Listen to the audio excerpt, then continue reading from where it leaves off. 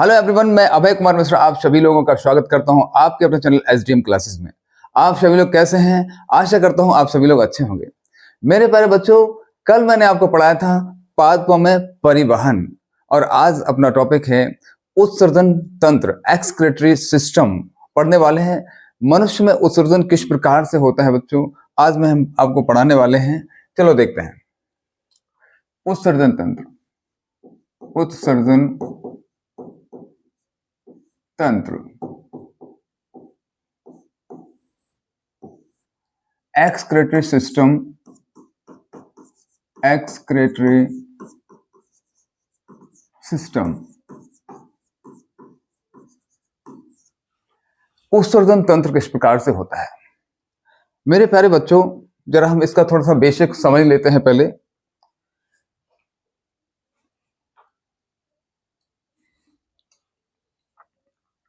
बच्चों, मनुष्य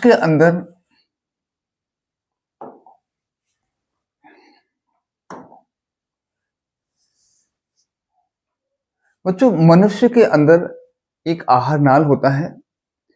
आहार नाल की शुरुआत मुख से होती है बच्चों। मुख से लेकर गुदा द्वार तक आहार नाल कहलाता है। जरा इसको देखेंगे, थोड़ा सा समझेंगे इसको। ये हमने जो है एक आहार नाल बना दिया। मान लीजिए क्या है, ये आहार नाल है, इसको ऐसे बनाते हैं। एक मैंने इसको क्या बना लिया बच्चों, आहार नाल बना लिया। एक मैंने आहार नाल बना लिया, मान लीजिए आहार नाल है। इसमें से बच्चों क्या है, पोषक तत्व, इसमें से जो है पोषक तत्व हमको प्राप्त हो रहे हैं। हम भोज्य पदार्थों को ग्रहण करेंगे और आहार नाल में वो चले जाएंगे और यहाँ पे उनका क्या होगा बच्चों, पाचन होगा। पाचन क्रिया के द्वारा हमको पोषक तत्व प्राप्त होंगे। और बच्चों ये यहाँ पे देखिए, यहाँ पे है, मान लीजिए इसका गुदा द्वार है। यहाँ से क्या होता है, जो उत्सर्जी पदार्थ होते हैं बच्चों, यहाँ से निकलते हैं और उनको कहते हैं वही क्षेपण क्रिया यहाँ पे हो जाती है। यहाँ पे कौन सी क्रिया हो जाती है, वही क्षेपण। ठीक है, ये हमने मान लिया क्या है हमारा, ये आहार नाल है। ये क्या है बच्चों, इसको मान लिया आहार नाल है हमारा, आहार नाल है। जरा इसको समझना अच्छे तरीके से।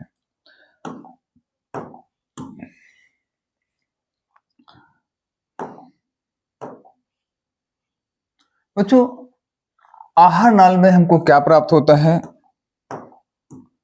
आहार नाल से हमको क्या प्राप्त हो रहा है बच्चों, ये है पोषक तत्व। क्या है बच्चों, पोषक तत्व है। ये पोषक तत्व हमको प्राप्त हो गए। कहोगे कहां से प्राप्त होंगे पोषक तत्व? हमको पोषक तत्व बच्चों प्रोटीन से प्राप्त होंगे, हमको कार्बोहाइड्रेट से प्राप्त होंगे, हाइड्रेट से प्राप्त होंगे, प्रोटीन से प्राप्त होंगे, कार्बोहाइड्रेट से प्राप्त होंगे, वसा से प्राप्त होंगे। वसा होता है, जल होता है, खनिज होते हैं, विटामिन होते हैं। ये सारी चीजों से हमको क्या प्राप्त होता है, पोषक तत्वों की प्राप्ति होती है। और कहाँ जाते हैं बच्चों, आहार नाल में इनका पाचन होता है।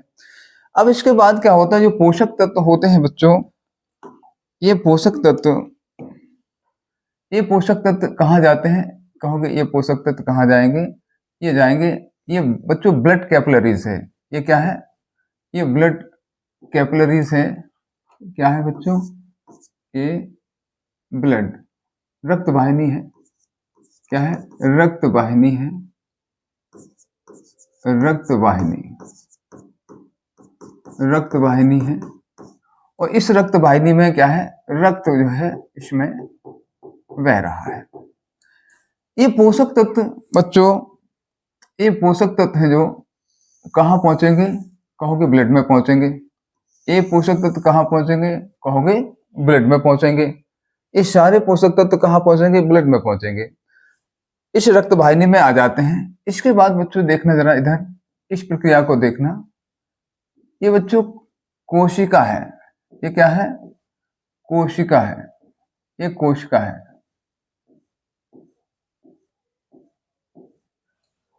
ये पोषक तत्व कहाँ पहुंचे? रक्त में पहुंचे। रक्त इसको कहाँ पहुंचा देगा? इनको बच्चों कोशिकाओं में पहुंचा देगा। इनको कहाँ पहुंचा देगा? कहोगे कोशिकाओं में पहुंचा देगा। इन पोषक तत्वों को कहाँ पहुंचा देगा? कोशिका में पहुंचा देगा।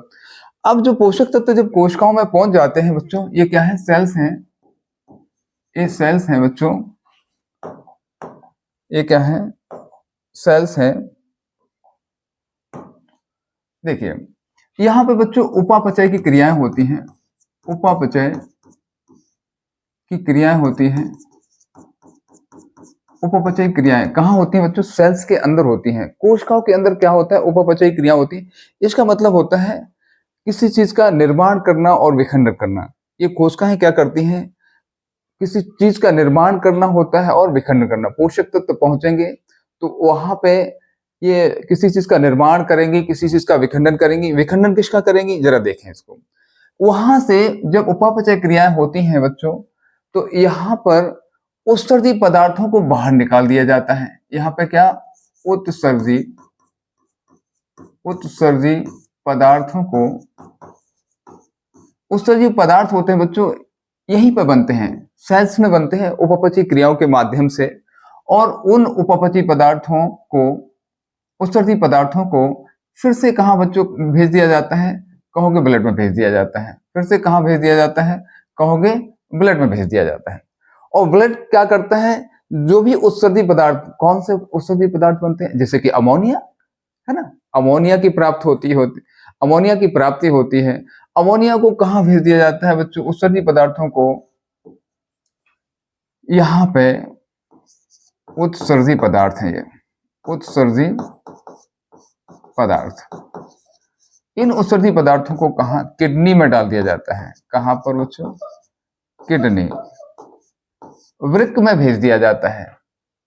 जो भी उत्सर्जी पदार्थ होते हैं उनको कहाँ भेज दिया जाता है बच्चों? किडनी में भेज दिया जाता है। किडनी के माध्यम से जो मूत्र वाहिनियां होती हैं बच्चों, उनमें जाता है। मूत्र वाहिनियों के से होता हुआ मूत्राशय में जाता है और यूरेथ्रा मींस मूत्र मार्ग के द्वारा उनको बाहर निकाल दिया जाता है उत्सर्जी पदार्थों को।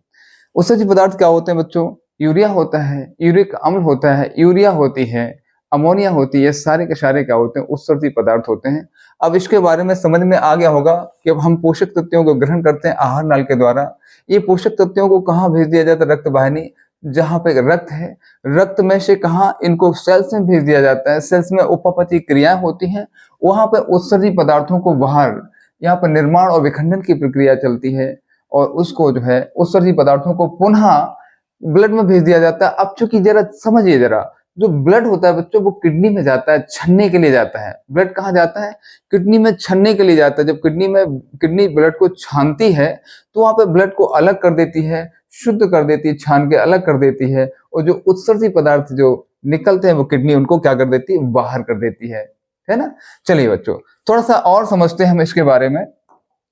देखिए जरा, जो अमोनिया, यूरिक अम्ल और यूरिया है, इसके बारे में थोड़ा सा समझते हैं। देखिए बच्चों, मान लीजिए मैंने आज जो है किसी व्यक्ति ने मांस को ग्रहण किया है। क्या ग्रहण किया बच्चों? मांस को ग्रहण किया है किसी व्यक्ति ने। मांस को ग्रहण किया है बच्चों। मांस में क्या पाया जाता है? कहोगे प्रोटीन भरपूर मात्रा में पाया जाता है। मांस में बच्चों क्या पाया जाता है? प्रोटीन पाया जाता है। इस प्रोटीन का क्या होगा बच्चों? पाचन होगा। इस प्रोटीन का क्या होगा? पाचन होगा इसका। और प्रोटीन का पाचन अमीनो अम्ल में होता है बच्चों। किस में होता है? कहोगे अमीनो अम्ल में होता है। अमीनो अम्ल में, अमीनो अम्ल, प्रोटीन का पाचन बच्चों अमीनो अम्ल में होता है। ये शरीर के लिए बहुत ही आवश्यक होता है अमीनो अम्ल। अगर अमीनो अम्ल नहीं है तो ये शरीर जो है हमारा वृद्धि विकास नहीं कर सकता है, आगे की क्रियाएं नहीं हो सकती हैं। ये अमीनो अम्ल बहुत आवश्यक है। इसका मतलब तो हमारे शरीर के लिए प्रोटीन की आवश्यकता बहुत ज्यादा होती है ना बच्चों? साथ में क्या होता है? इस अमीनो अम्ल के साथ में अमोनिया का निर्माण हो जाता है। अमोनिया का निर्माण भी हो जाता है। अब ये अमोनिया जो बच्चों होती है ना, अमोनिया चूंकि एक शरीर के लिए बहुत ही हानिकारक पदार्थ होता है, हानिकारक पदार्थ होता है अमोनिया, तो इसको निकालना होता है उत्सर्जन के माध्यम से इसको बाहर निकालना होता है, लेकिन एक मनुष्य इस अमोनिया का त्याग नहीं कर सकता है।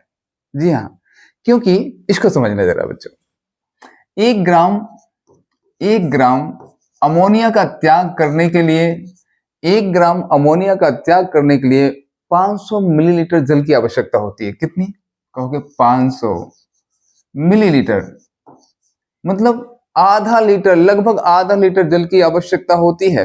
अगर मान लीजिए मेरे अंदर 12 ग्राम अमोनिया बनती है, तो मुझको 6 लीटर जल की आवश्यकता पड़ेगी बच्चों।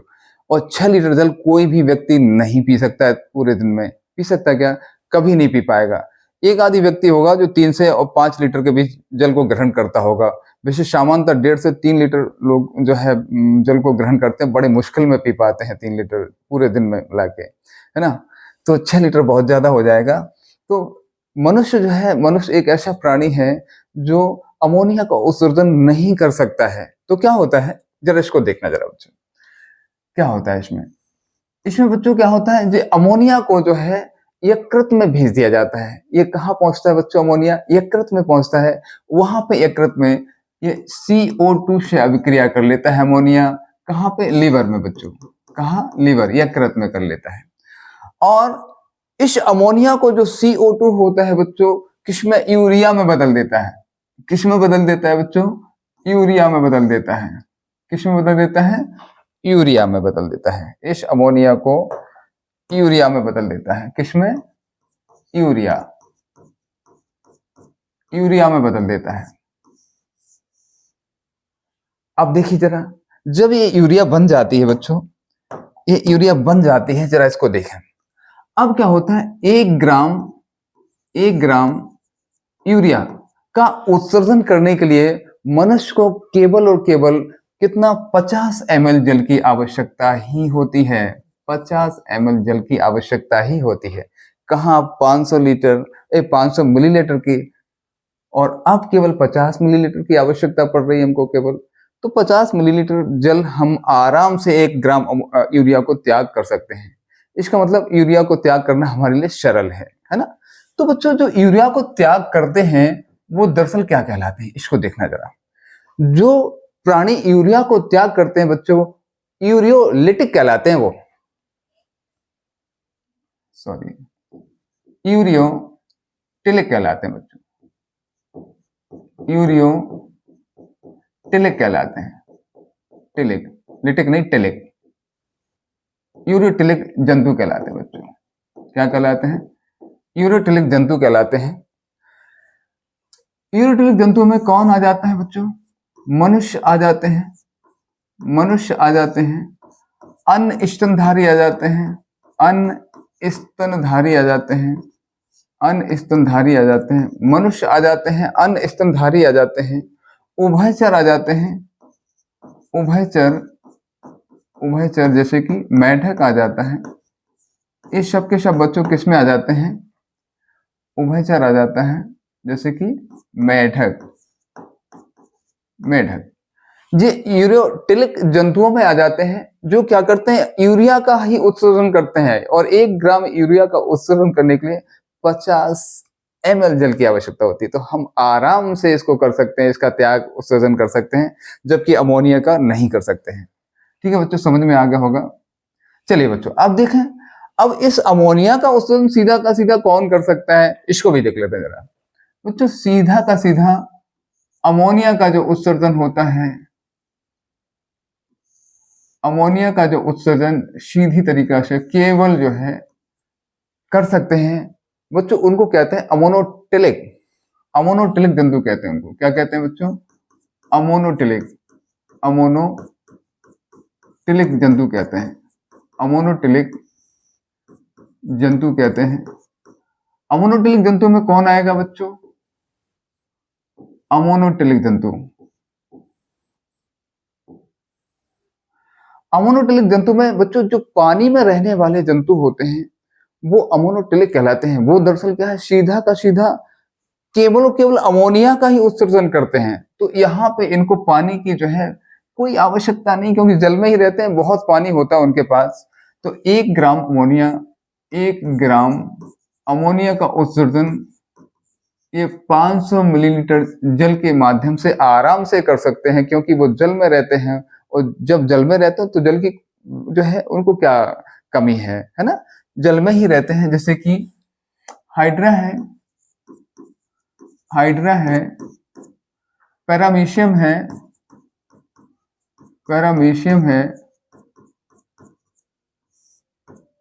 जलीय सांप है ना, और यूग्लिना है। ये सारे के सारे जंतु, मछली भी हो जाती है बच्चों, मछली है।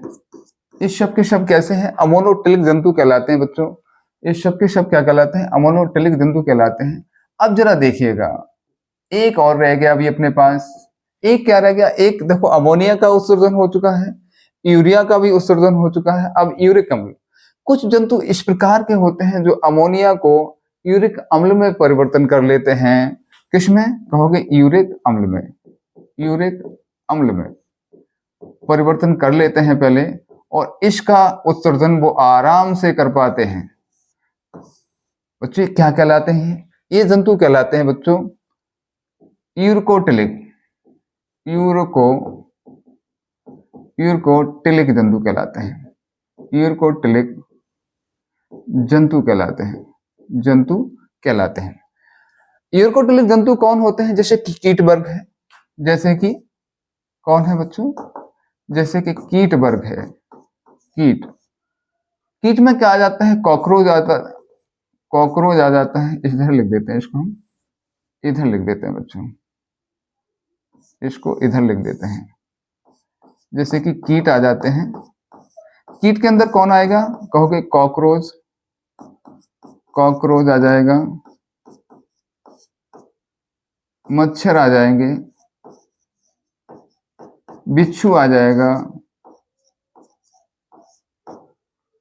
है ना। इस प्रकार से जो कीट वर्ग में आते हैं वो सबके सब आ जाएंगे, है ना। स्थलीय सर्प आ जाते हैं बच्चों, स्थलीय सर्प।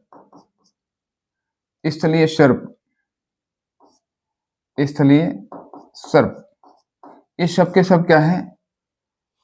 यूरिक अम्ल का त्याग करते हैं बच्चों। और देखिए जरा, 1 ग्राम यूरिक अम्ल को त्याग करने के लिए केवल और केवल 5 ml जल की आवश्यकता होती है।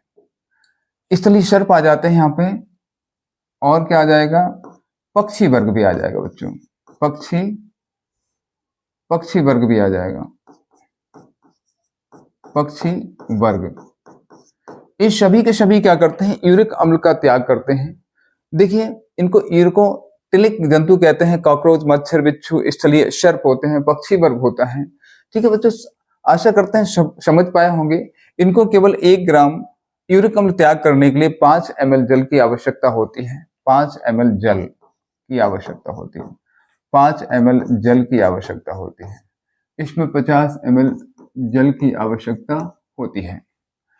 ठीक है बच्चों, समझ में आ गया होगा, आशा करते हैं। चलिए बच्चों, जरा आगे बढ़ते हैं। देखें जरा, तो इतना तो पक्का हो गया कि जो उत्सर्जन पदार्थ है बच्चों, जो मनुष्य जो है उत्सर्जन करता है जिनका अपशिष्ट पदार्थों का, उनमें जो है अमोनिया है, यूरिक अम्ल है, यूरिया है। इन तीनों चीजों का जो है त्याग करता है। किसके माध्यम से करेगा बच्चों? ये किडनी के माध्यम से करता है। चलो इसको देख लेते हैं बच्चों। मनुष्य के शरीर में अब हम केवल और केवल पढ़ेंगे मनुष्य में उत्सर्जन कैसे होता है। तो मनुष्य में बच्चों 2 प्रकार की किडनी पाई जाती है। 2 किडनीज पाई जाती है मनुष्य के अंदर, 2 किडनी पाई जाती है। जरा इसको देखें, जरा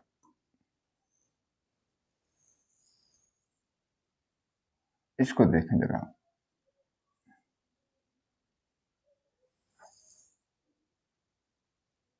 इसको देखेंगे बच्चों। मनुष्य के अंदर मुख्यतः जो उत्सर्जन होता है वो किडनी के द्वारा होता है।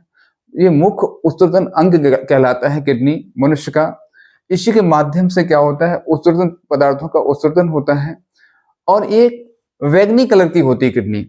एक किडनी का जो भार होता है लगभग 160 ग्राम होता है बच्चों। 160 ग्राम होता है। ये सेम के बीज के आकार की होती है। देखो सेम के बीज के आकार की होती है किडनीज, और ये कौन से कलर की होती है? बैगनी कलर की होती है बच्चों। सेम के दाने की आकार की होती है बच्चों। 2 किडनी होती है। ये जो है राइट किडनी कहलाती है, ये कहलाती है राइट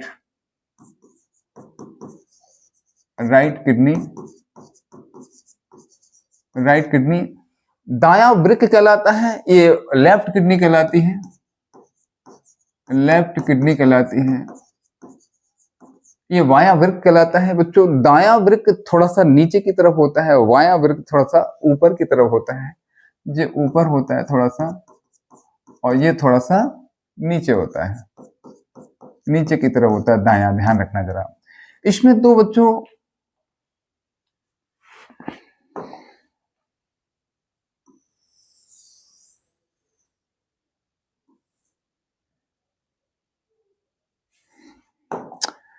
इसमें 2 मूत्र वाहिनियां लगी होती हैं। देखें जरा, 2 मूत्र वाहिनियां किस प्रकार से लगी होती हैं। 2 मूत्र वाहिनियां लगी होती हैं इसमें बच्चों। इसमें 2 मूत्र वाहिनियां लगी होती हैं।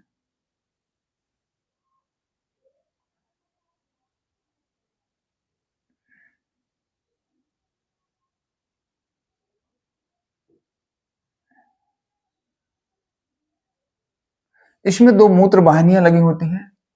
इनको मूत्र वाहिनी कहते हैं, मूत्र वाहिनी। इनको मूत्र वाहिनी कहते हैं। यूरेटर कहलाता है बच्चों, यूरेटर कहलाता है। ये जो मूत्र वाहिनियां होती हैं, ये मूत्राशय में जाके खुलती हैं। कहाँ खुलती हैं बच्चों?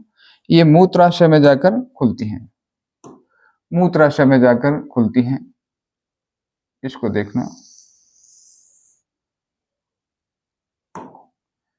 ये जाकर कहाँ खुलती हैं बच्चों? मूत्राशय में जाके खुलती हैं। ये देखिए, ये बच्चों क्या है? मूत्राशय है, मूत्राशय कहलाता है ये। इसको यूरिनरी ब्लैडर कहते हैं, यूरिनरी ब्लैडर कहते हैं। इसको यूरिनरी ब्लैडर कहते हैं। इसके अंदर क्या भरा रहता है? मूत्र भरा रहता है। इसके अंदर मूत्र भरा रहता है बच्चों। ध्यान देना जरा, इसके अंदर एक जो है स्ट्रेस न्यूरॉन नाम का फाइबर, एक तंतु पाया जाता है। इसको कहते हैं स्ट्रेस न्यूरॉन फाइबर।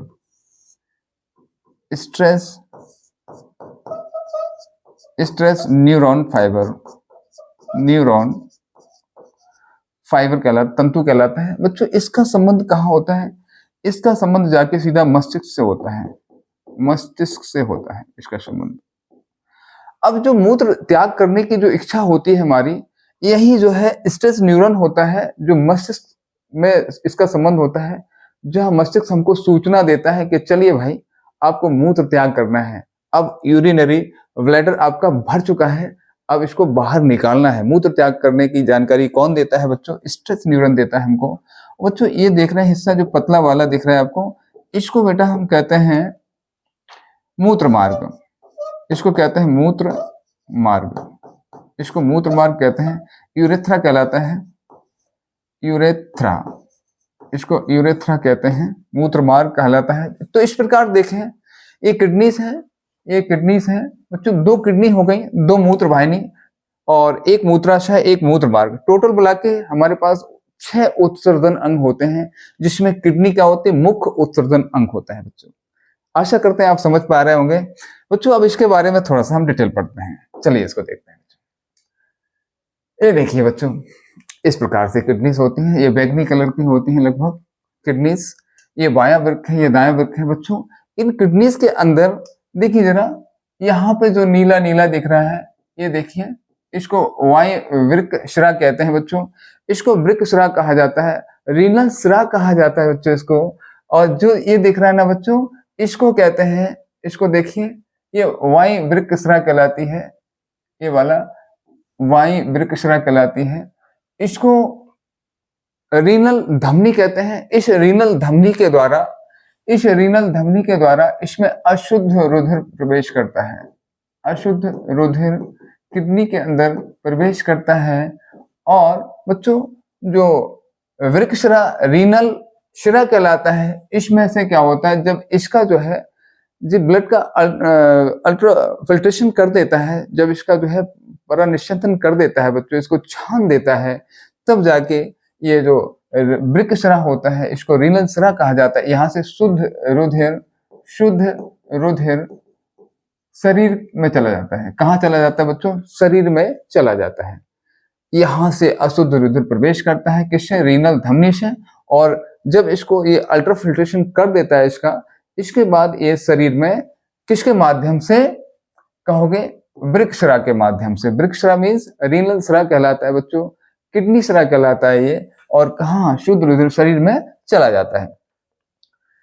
ये देखें बच्चे, यहाँ पे जो मूत्र मार्ग दिख रहा है आपको, मूत्राशय दिख रहा है, ये मूत्र मार्ग है, ऑलरेडी मैं बता चुका हूँ।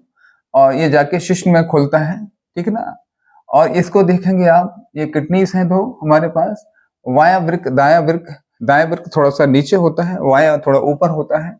और ये देखिए, ये दोनों की दोनों क्या लगी है बच्चों? ये लगी है मूत्र वाहिनी लगी है। इसको और भी इस प्रकार से अपन देख सकते हैं, इसको देख लीजिए। ये देखिए बच्चों, इस किडनीज के ऊपर अधिवृक्क ग्रंथि पाई जाती है बच्चों। ये वाया वृक्क, ये रीनल शिरा कहलाता है। ये इसमें थोड़ा सा गलत लिखा है, ये अशुद्ध होता है बच्चों, ये शुद्ध होता है, ये शुद्ध होता है। यहाँ पे ये मूत्र मार्ग है, ये हम ऑलरेडी बता चुके हैं आपको। चलो इसके बारे में थोड़ा सा लिखते हैं, ठीक है, इसको समझते हैं थोड़ा सा। चलिए देखिए, उत्सर्जन तंत्र, एक्सक्रीटरी सिस्टम। उत्सर्जन क्या होता है, एक्सक्रीशन क्या होता है बच्चों, इसको समझेंगे। सभी जीवों में होने वाली विभिन्न जैविक अभिक्रियाओं में कुछ अवशिष्ट पदार्थ जैसे अमोनिया है, यूरिया है, यूरिक अम्ल का निर्माण होता है, जो शरीर के लिए हानिकारक होते हैं। कैसे होते हैं बच्चों? ये शरीर के लिए हानिकारक होते हैं, इनको बाहर निकालना पड़ता है। अगर नहीं निकलेंगे तो शरीर में इन्फेक्शन हो जाएगा और शरीर ये आप बचा नहीं पाएंगे किसी प्रकार से। शरीर कोशिकाओं से इन पदार्थों को निकालने की जो क्रिया होती है बच्चों, वो उत्सर्जन कहलाती है। तथा उत्सर्जन क्रिया भाग लेने वाले अंग क्या कहलाते हैं? उत्सर्जन अंग कहलाते हैं।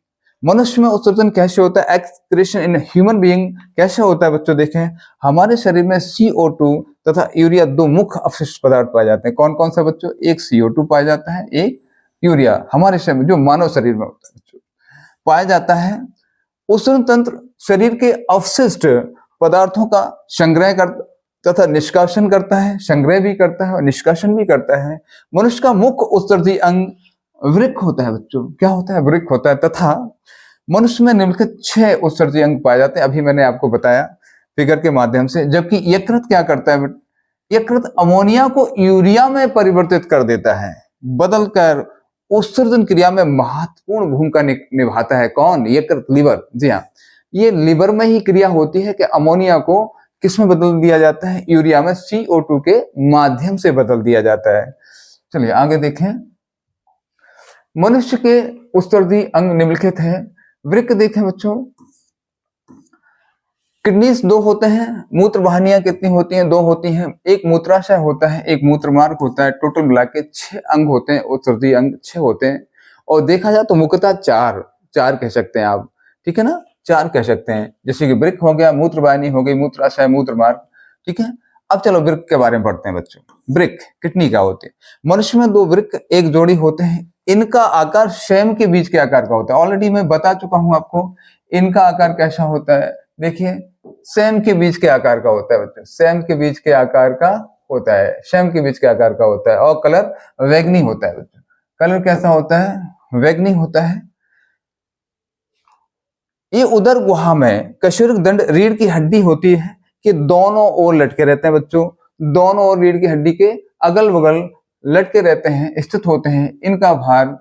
इसका भार कितना होता है? लगभग 160 ग्राम। एक किडनी का, एक वृक्क का भार कितना होता है? लगभग 160 ग्राम होता है। इसका रंग बैंगनी होता है। रीनल धमनी क्या करती है? जो अशुद्ध रक्त है उसको वृक्क में लाती है। वृक्क की लाखों जो नेफ्रॉन, वृक्क के अंदर बच्चों नेफ्रॉन की संरचना पाई जाती है, जो लाखों की संख्या में होती है। लगभग 20 लाख नेफ्रॉन्स पाए जाते हैं। ये क्या करते हैं? ये ब्लड को छानते हैं, है ना, अल्ट्रा फिल्ट्रेशन ऑफ ब्लड करते हैं, और क्या करते हैं, एक काम और है, जरा देखें इसको। वृक्क की लाखों नेफ्रॉन इस रक्त को साफ करती हैं। शुद्ध रक्त रीनल स्राव द्वारा वापस शरीर में भेज दिया जाता है। दायां वृक्क बाएं वृक्क से थोड़ा नीचे होता है बच्चों। वृक्क का मुख्य कार्य क्या है? रुधिर का परानिषेधन करना। ये कौन करता है बच्चों? जो नेफ्रॉन्स होती है, नेफ्रॉन्स की जो संरचना होती है, कल मैं पढ़ूंगा इसको, नेफ्रॉन की संरचना क्या होती है बच्चों, वृक्काणु कहते हैं इसको, ठीक है। रुधिर का परानिषेधन करती है, अल्ट्राफिकेशन ऑफ ब्लड करती है, और जल का पुनरावशोषण करती है, रीएब्जॉर्प्शन ऑफ वाटर। जी हाँ, इतना जल हम इतना ग्रहण करते हैं शरीर में, जल क्या पूरा थोड़ी निकलता है बच्चों? 2% जल ही हम लोग निकालते हैं बाहर मूत्र के द्वारा, ठीक है ना। जो उत्सर्जन के द्वारा जो जल है केवल 2% ही निकालते हैं बच्चे। 98% जल तो एब्जॉर्ब हो जाता है, शरीर में अवशोषित हो जाता है लगभग, ठीक है ना। चलो देखें बच्चों, आगे देखें। मनुष्य का वृक्क लगभग 20 लाख नेफ्रॉन संरचनाओं से मिलकर बना होता है, जिसे नेफ्रॉन कहते हैं। इसको क्या कहते हैं? नेफ्रॉन कहा जाता है। नेफ्रॉन वृक्क की संरचनात्मक एवं क्रियात्मक इकाई होती है। बच्चे वेरी इंपॉर्टेंट क्वेश्चन है, वृक्क की संरचनात्मक एवं क्रियात्मक इकाई किसको कहा जाता है? तो कहेंगे नेफ्रॉन को कहा जाता है, ठीक है। चलो अगला है पॉइंट, मूत्रवाहिनी। मूत्रवाहिनी क्या होती है? यूरेटर।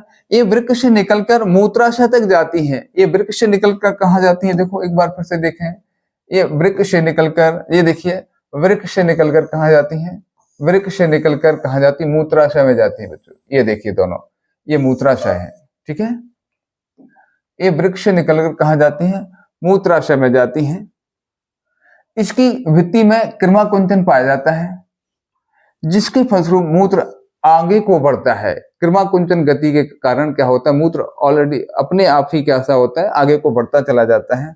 मूत्राशय में पहुंचेंगे, देखें जरा, यूरिनरी ब्लैडर। मूत्रवाहिनियां मूत्राशय में आकर खुलती हैं। इसमें मूत्र को संग्रहित किया जाता है। यह पेट के पिछले भाग में स्थित होता है। कौन? मूत्राशय पेट के पिछले भाग में स्थित होता है मूत्राशय। मूत्रमार्ग देखेंगे, यूरेथ्रा। मूत्रमार्ग मूत्राशय से जुड़ा होता है। मूत्राशय का पश्च भाग शकरा होता है। जो पश्च भाग होता है बच्चों, सकरा होता है, एक पतली नलिका में परिवर्तित हो जाता है, जिसे मूत्र मार्ग कहा जाता है। जिसे क्या कहा जाता है बच्चों? मूत्र मार्ग कहा जाता है। इसको भी देख लेते हैं थोड़ा सा, इसको देख लेते हैं। यहाँ देखेंगे, इसमें देखेंगे, ये देखो बच्चों, ये है मूत्राशय, और ये इसका पतला भाग जो हो जाता है, ये क्या कहलाता है? मूत्र मार्ग कहलाता है, जो शिश्न में जाके खुलता है, ठीक है बच्चों। ठीक है बच्चे, आशा करते हैं आप सब लोग वृक्क की जो है वृक्क के बारे में अच्छे से समझ पाए होंगे, उत्सर्जन तंत्र के बारे में अच्छे से समझ पाए होंगे। बच्चों मैंने बहुत अच्छा प्रयास किया आपको समझाने का। ठीक है बच्चों, इसी के साथ मैं विदा लेता हूं और मिलता हूं नेक्स्ट वीडियो में। तब तक के लिए जय श्री कृष्ण, जय मां शारदे।